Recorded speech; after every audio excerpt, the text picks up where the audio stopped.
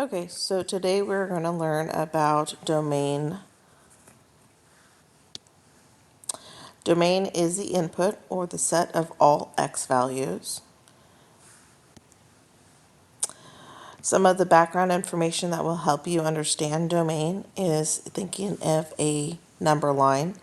So if you have a set of x values, such as -4, -2, positive 1, 2, those values are exactly listed on the number line.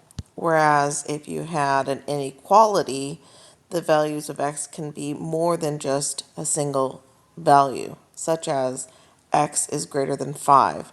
That means every number that is greater than 5 is included in that value. Or x is less than -1. All the values are included that are smaller than 1. Remember that it's also important to pay attention to the fact that you may also have symbols such as equal to or not equal to. Remember, equal to is going to actually include that value. So 3 or 5 are included in the value. Whereas if you look at not equal to, that's an open circle. That means that value is not included in the answer. All right, so now we're going to go ahead and talk about how a function is either discrete or continuous. A discrete domain allows the x values to be only certain points and usually only integers or whole numbers. So a table has x values that would be considered discrete because you can count each of the values. When you're writing a discrete domain, there are some conditions you need to make sure you pay attention to. You'll use the brackets as shown. You'll list your values from smallest to largest, and do not repeat any of those values. So an example of a discrete domain would be 3, 4, and 5. A function, when it's continuous, such as a graph line, that means that the values can be any points. Some fractions, decimals, and irrational numbers can be included in that type of domain. The conditions needed to be met for continuous domain, you'll list your values from left to right, meaning from least to greatest, whether they are less than or less than or equal to. Remember the equal to, like we talked about earlier, equal to means it includes that value. Open circle does not include the value. So an example of a continuous domain could be -2 is less than x is less than 2. And we're going to talk about how we determine the domain in a moment. So we have our first example. So as you can tell, there are two very different types of functions, one being continuous, the other being discrete. So as you can tell on the very first one here, we have a a continuous.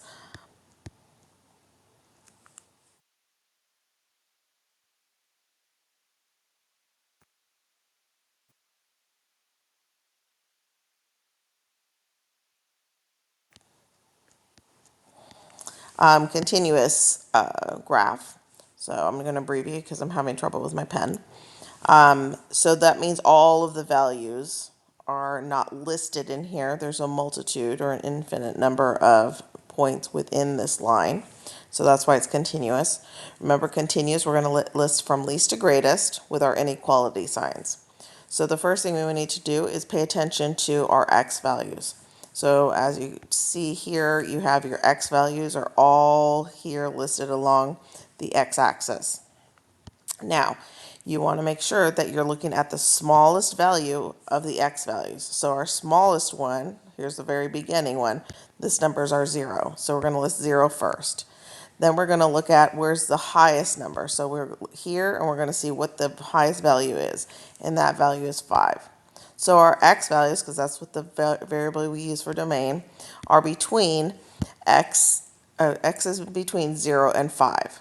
Okay, now because we listed them from least to greatest, that means the x values are bigger than 0 but smaller than 5. So we're going to say 0 is less than or equal to, we're using equal to because it's a solid dot, and less than or equal to 5, because again, 5 is a solid dot. So all of our values of x's fall in the range between 0 and 5. Now if we look at the second graph, we have a discrete graph because we have distinct points.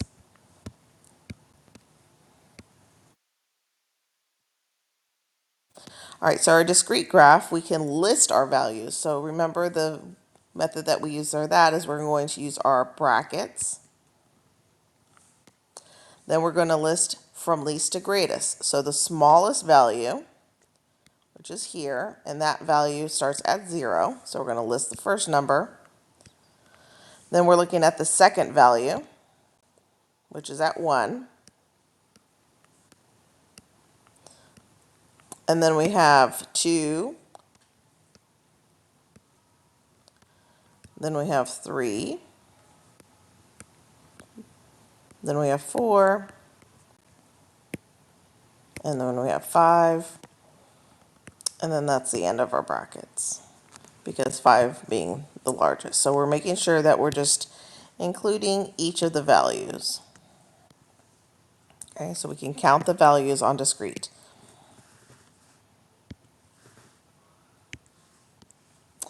All right, so now we're going to identify the domain from the order pairs.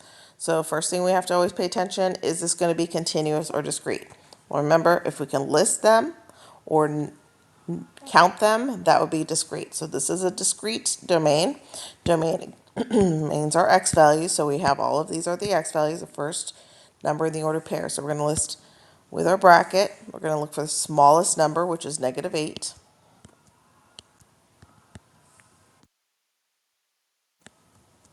Then we have the next number, which is going to be -3. Then we're looking at the next value, that's 0. And then our next number is going to be 3. And then our next number is going to be +7.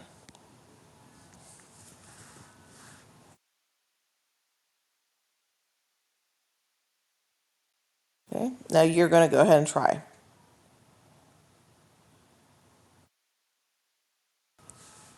Now the answer should have been bracket -3, -1, and 1. Now you might have said, well, 1 appeared here and it also appeared here. Well, remember, we only list our values once. We do not do repeat, so you're only going to list it once. Okay, so we're going to see, is this continuous or discrete? Can we count them? So yes, I can count my values. Remember, our x values are going to be in the first bubble for the map. So we're going to list from least to greatest. So we got -6, we got 1, we got 2, and we have 3. So again, we're listing our values from least to greatest with our brackets because it's discrete. All right, go ahead and try the next one on your own. All right, so our value should be -8, -5, -7. Even though -8 goes to both -6 and to +1, we're not trying to see if it's a function or not. We are simply just saying what are the values of the x, and we do not make any repeats, even if it's used more than one time.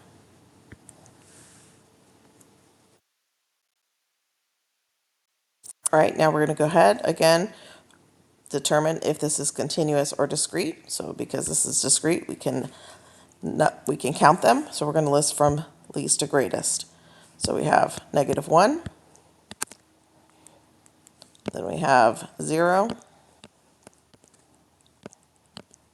then we have 1, then we have 2, and then we have 3. So listing from least to greatest. Our value should be 10, 5, 4, and 3. Remember, just because 4 is repeated, you only list it once. All right, so identify this discrete function. Remember, it's discrete because we can count the points. So we're only looking at our x values. So we're going to look primarily just across from the x-axis. So we're going to look at each of our x values. And we're going to make sure that we list them from least to greatest. Okay, using our brackets. So we have negative 12. We have negative 10.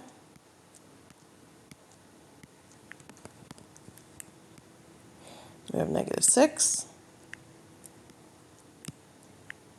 We have 4. And we have 8.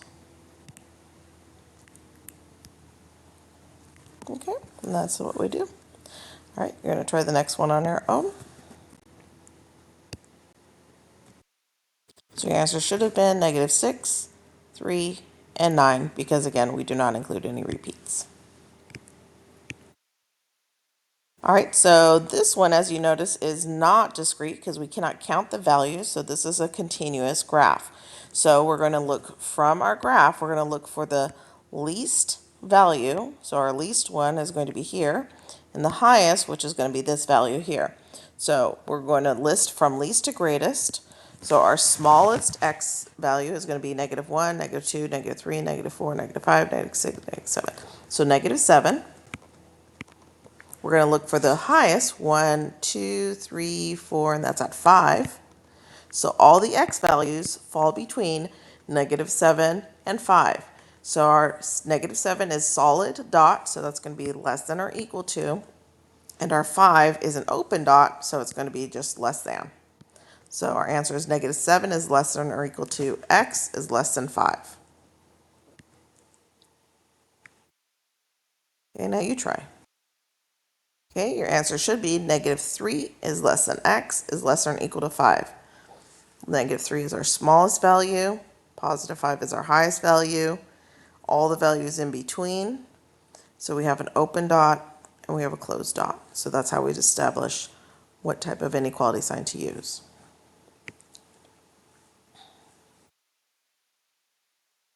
All right, let's try the next one. I'm going to pause and go ahead and try this one.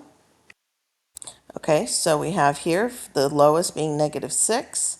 So because our lowest x value is negative 6, to the highest value is positive 6. So even though we have movement throughout that line, we're still only looking for the very lowest x value to the very highest x value, both of which are equal to because those points are solid.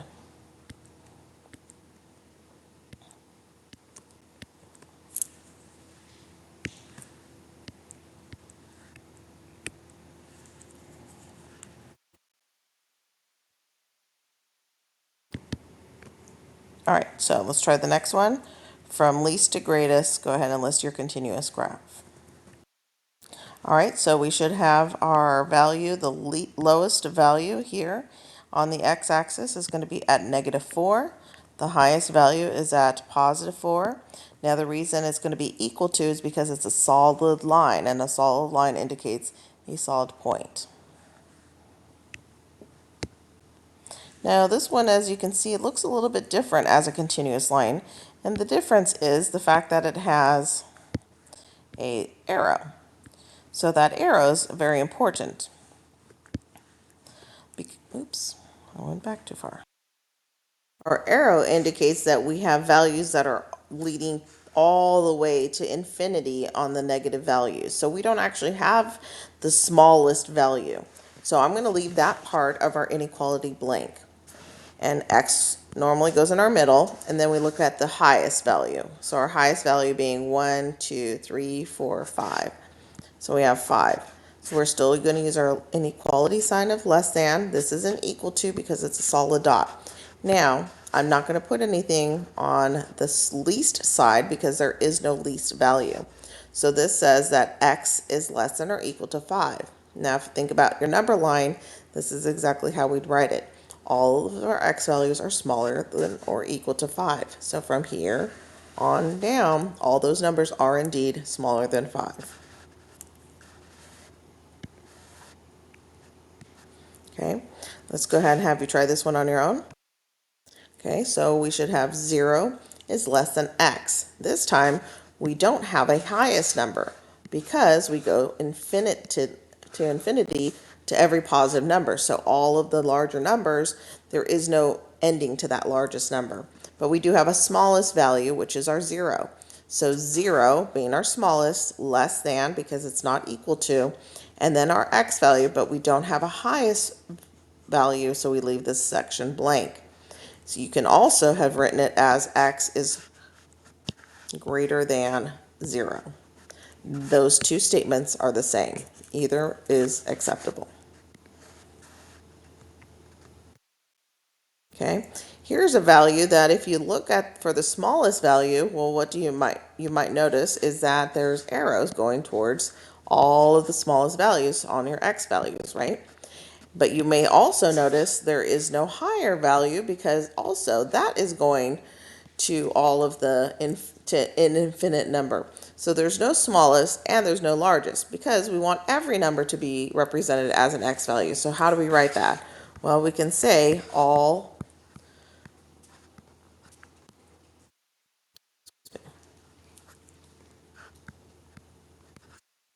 you know,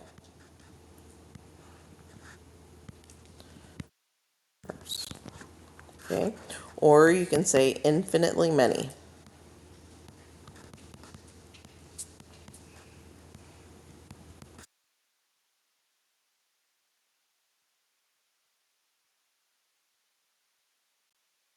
Okay, so either of those answers are acceptable.